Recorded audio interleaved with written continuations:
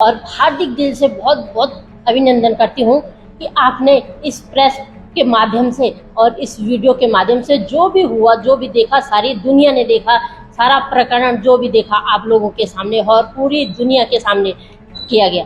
जो कि हमारे मंत्री प्रेमचंद अग्रवाल, जो कि इसमें विधायक, ऋषिकेश के विधायक हैं और केंद्र में मंत्री है, उनके द्वारा जो मेरे पति पे मारपीट, इतना मारपीट जो दोहराने की जरूरत नहीं है, जिसे जो आपने देखा, मारपीट करके और खुलेआम ये चैलेंज किया गया कि मैं तुझे और तेरे परिवार को गायब कर दूंगा।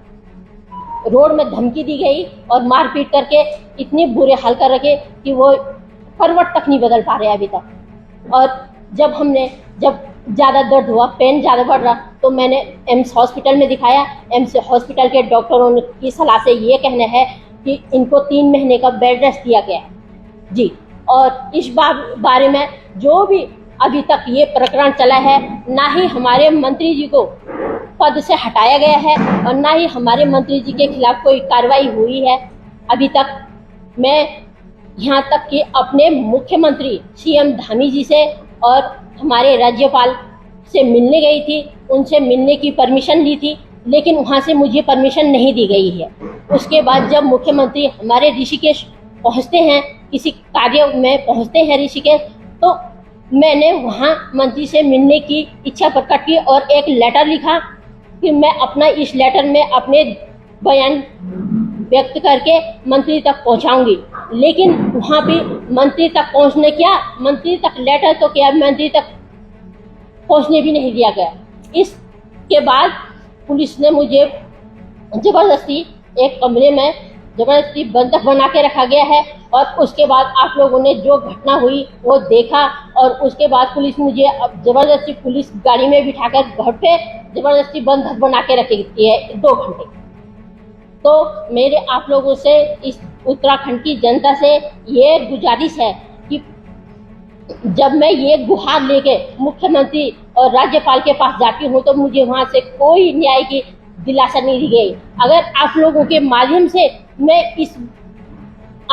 माध्यम से ये बात अगर प्रधानमंत्री तक पहुँचती है तो मैं प्लीज रिक्वेस्ट करती हूँ, प्रधानमंत्री मुझे न्याय दो। और जो आपने अभी तक जो मंत्री पद उनको दिया गया है, जिस मंत्री पद की उन्होंने अवहेलना की है, उसको बर्खास्त किया जाए उस मंत्री पद से, जिससे कि वो उस मंत्री पद पर रहकर इस पद का दुरुपयोग न करे, किसी के साथ ऐसे गुंडागर्दी न करे और मारपीट न करे। इसमें जो मुख्य चीज है कि हम इस प्रेस कॉन्फ्रेंस के माध्यम से ये भी बताना चाहते हैं कि 25 तारीख को जो महापंचायत हो रही है, इसका मुख्य उद्देश्य है कि मंत्री प्रेमचंद अग्रवाल को उनके पद से विमुक्त किया जाए, उसे पदच्युत किया जाए उन्हें। उसकी सबसे बड़ी वजह यह है कि जब 2 मई को एक घटना हुई तो पुलिस द्वारा सुरक्षा देने के नाम पर, लॉ एंड ऑर्डर के नाम पर सुरेंद्र सिंह नेगी और धर्मवीर प्रजापति को, दोनों को इलीगल तरीके से डिटेन किया गया। डिटेन करके उन्हें पूरे दिन और पूरी रात अलग अलग थानों में घुमाया गया। उसके बाद जिस थाने की बैरक में उनको रखा जाता है, उस बैरक में रात को सांप निकल आता है। वो पुलिस वाले सिर्फ कमरे में डंडा फेंक करके और अपना निकल जाते हैं बाहर। उस सांप को भी सुरेंद्र सिंह नेगी ने डंडे से पकड़ के उस सांप को बाहर किया। और पुलिस द्वारा ही हमें ये सूचना भी दी गई है कि बिना मेडिकल करवाए गए, बिना मेडिकल किए, जबकि इतनी मार पड़ी थी सुरेंद्र सिंह नेगी को, उनका बिना मेडिकल किए ऋषिकेश पुलिस द्वारा उन्हें दवाइयां दी गई। दवाइयों का असर इतना ज्यादा था कि अगले दिन तक भी वो पूरी तरह से होशो हवास में बात नहीं कर पा रहे थे। और उस दौरान जब उनके द्वारा, इसमें एक चीज और ऐड कर देता हूं कि सुरेंद्र सिंह नेगी को डिटेन किया गया रात को, धर्मवीर प्रजापति को डिटेन किया गया और दूसरे पक्ष के साथ कोई गिरफ्तारी नहीं हुई और उनको खुला छोड़ा गया, जिसकी बदौलत वो उसी दिन रात को आकर के अपने एफआईआर करवा पाए।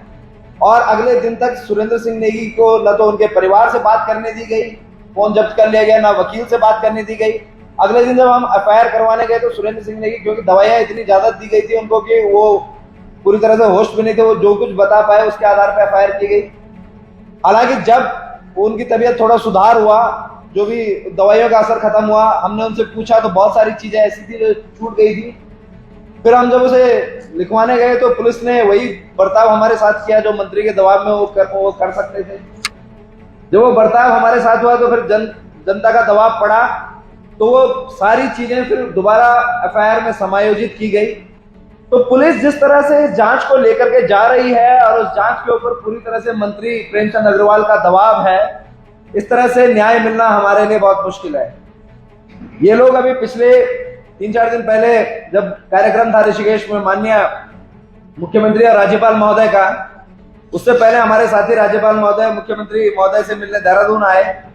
उन्हें उनकी पहली चीज उनसे पूछा जाता है कि आपका काम क्या है। जब जैसे वो काम सुनते हैं उसके बाद बता दिया जाता है कि वो तो यहाँ है नहीं, और सिर्फ घुमाया जाता है। लगभग 1 हफ्ते से ज्यादा का समय हो गया, हमें उस पे कोई जब नहीं मिला हमें जवाब कि आप कब मीटिंग के लिए आ सकते हैं। तो जब वो दोनों लोग ऋषिकेश पहुंचते हैं तो श्रीमती नेगी वहां जाती हैं उनसे मिलने कि मैं अपने प्रदेश के मुख्यमंत्री अपने गार्जियन से मिल लूं और अपनी व्यथा रखूं। वहां पर पुलिस के द्वारा वहां पर भी इन्हें इलीगल डिटेन किया जाता है। वहां पे आपने देखा होगा पुलिस ने जो वहां पे एसएचओ हैं, उन्होंने वहां पे भी जब ये मीडिया जहां पे मीडिया उनकी प्रेस कॉन्फ्रेंस होनी थी, उन मीडिया को संबोधित करना था, वहां माइक्स लगे हुए थे। नेगी जी वहां पहुंचती हैं तो वहां पर जो कोतवाल ऋषिकेश हैं उन्होंने मैन हैंडलिंग करते हुए, जबकि वहां पे महिला पुलिस थी, महिला पुलिस के बजाय जो वहां पे एसएचओ है उन्होंने ही मैन हैंडलिंग करते हुए इनको वहां से हटाया और उसके बाद इन्हें पुलिस की गाड़ी में डालकर गिरफ्तार करके इनको इधर उधर पहले घुमाया, फिर घर ले जाकर के इनके घर में ही इनको बंधक बना दिया 2-2.5 घंटे तक, जब तक वहां से माननीय मुख्यमंत्री जी और राज्यपाल जी का हेलीकॉप्टर वहां से उड़ नहीं गया, तब तक इन्हें बंधक बना के रखा गया। तो ये परिस्थितियां हैं और इस परिस्थितियों में अगर हम लोग उम्मीद करेंगे हमें न्याय मिलेगा तो ये बहुत दूर की कौड़ी है। तो अब हमें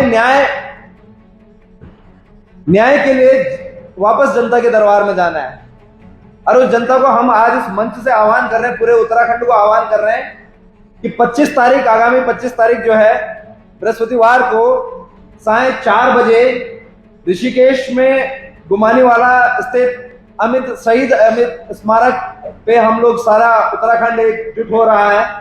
हम इस मंच के माध्यम से, इस प्रेस कॉन्फ्रेंस के माध्यम से आप सभी का आह्वान करते हैं कि अधिक से अधिक संख्या में वहां पहुंचे और ये मांग को बुलंद करें, मांग को सशक्त बनाएं कि हमें किसी भी तरह से इस तरह का राजनेता बर्दाश्त नहीं है, इस तरह का मंत्री बर्दाश्त नहीं है और इनकी बर्खास्तगी की हम लोग वहां पे मांग करेंगे। और इसके बाद जो आगे की रणनीतियां होंगी ये उसी मंच से बनाई जाएंगी, उसी दिन उस मंच से इसका हम लोग इसको तय करेंगे कि अब आगे इस लड़ाई को किस रूपरेखा पे ले जाया जाएगा।